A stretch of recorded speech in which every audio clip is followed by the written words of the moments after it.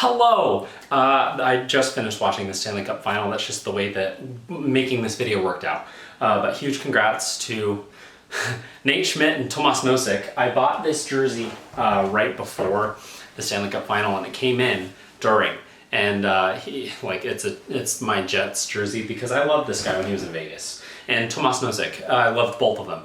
Two original Vegas Golden Knights misfits, and Barkov gave the cup first to Nate Schmidt. That was not expected at all, and I got so I was beaming the entire last 6 minutes for those two specifically.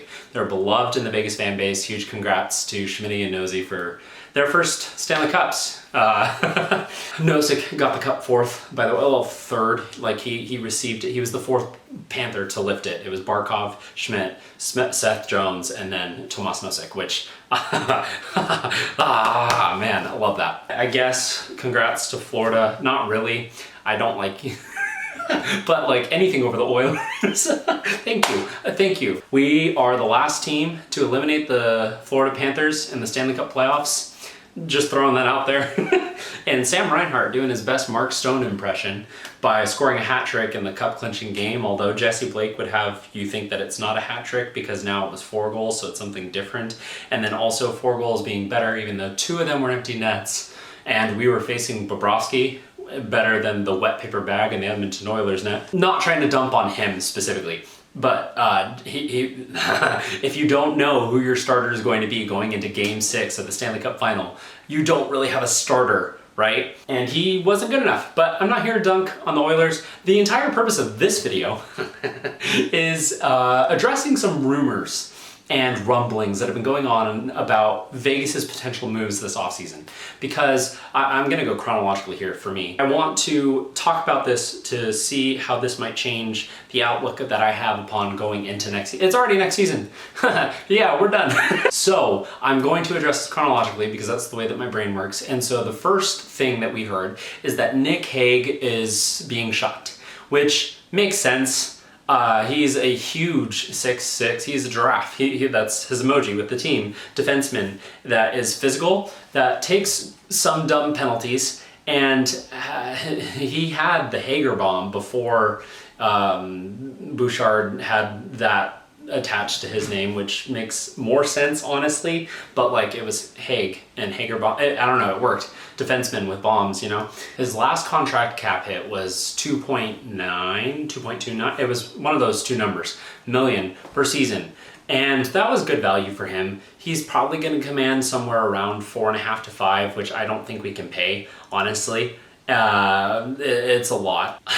Unless rumor 3 comes to be true. I'm talking about 3 different things here. So there was Hague being shopped to, I think, Philly, Montreal, although they're stacked on the left. They need more right hand. Anyway, a couple of other teams mixed in there. Detroit, I think, that were interested in Hague. The prominent one being Philly. At least that's the one that my brain kind of latched onto because that made sense to me. I mean, the Broad Street Bullies and Hague being Hague.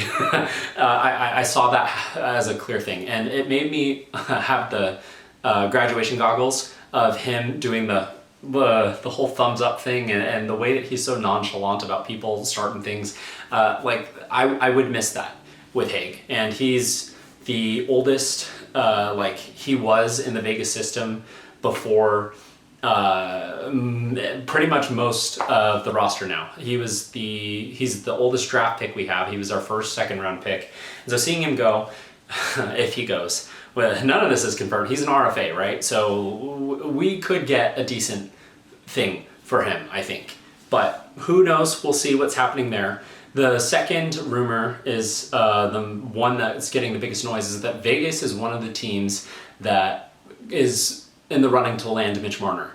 And I said this in my last video about looking at the offseason that I wasn't interested because he's a very pass-first person. My mind has shifted a little bit, and I'm going to explain a little bit why, because obviously playoffs, you know, the entire Maple Leafs roster has that aura about them regarding the playoffs, the very negative, and that's not good, and especially because Vegas's entire goals are, we don't care how the regular season is, we want to win the Stanley Cup. And so if that is one of the things about his game, that's for sure, then we don't want to go near that. But given the way that Bruce Cassidy is as a coach, and I think Craig Berube is also a fantastic coach. So, you know, not trying to diss on any of that, but I do think Mitch Marner would work in the system really well. People were saying the same thing about Jack Eichel. He had a change of scenery. Not only that, but a change of locker room feel, vibe, and I feel like Vegas could be a very similar situation with that for Marner. Signing him at $14 million per season would be a lot. And that's where my holdup is. But he is the big name free agent, so of course Vegas is interested. And who knows? We'll see what happens. I am more open to it than I was a month ago. And we would have to trade other players. Barbashev, Carlson was in rumors. Absolutely not. Like, we're not trading Wild Bill. No. No. But if the third rumor is true, oh boy. Elliot Friedman and Jeff Merrick, I don't know, a few different places have reported this, at least said it a couple of different times, about how Vegas and the league, and in general, just like the vibe is, that we're unsure about Pietrangelo's health. Skip's going to the Four Nations face-off to deal with a larger thing. He hasn't really looked like himself for the last year or two, and has been like hurt or of some kind, it looks like. And so there's a few people that are speculating that maybe he retires, like long-term injured reserve retires, so that he can keep making the money because he earned his contract, right? And it's only for this year and next year that contract, like before that contract runs out. Yeah, he has 2 more years left at his $8.8 million cap hit. Which, if we were to lose him, that would be a pretty big hit defensively because he eats a lot of minutes, he's a leader in the locker room, and all these different things. But it would also mean that we were able to keep Hague, right? We would keep Theodore on the right side, and I do think Korczak is ready to take that next step. Theodore, Whitecloud, and Korczak, and our left to be Hanifin, McNabb, and Hague, which, you know, that would be good, but then that would really only be netting us a total of about $3 million because we'd have to sign Hague, obviously. And then that would add on to the 9 that we would have, which would make 12. Math. And that's not enough to cover what Mitch Marner's asking price reportedly is. And yes, we live in a tax-free state. I don't really think that makes that much of a difference because it's only for the games that we play in Vegas, Nevada, so the 41 or whatever, which is a decent chunk. It's just not what it's blown up to be. I don't understand the narrative that this is being pushed. Anyway, the point behind what I'm trying to say is, if that is true, it might be timely for Vegas, but it's all speculation. It's all rumors, and we don't know how valid any of this is. Things can look vastly different in the 2 weeks before July 1st and free agency and all this jazz and even the draft. So we have no idea what's going to happen.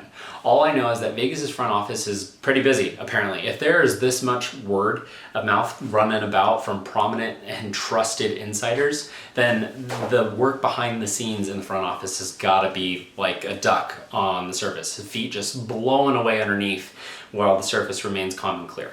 And that chaos is what I live for. And I'm excited. It feels like we're playing franchise mode in an NHL video game, so we're going to be able to see all these different things pan out and how all of that works. But I wanted to make this video mostly so that I can remember, oh yeah, that was a thing, right?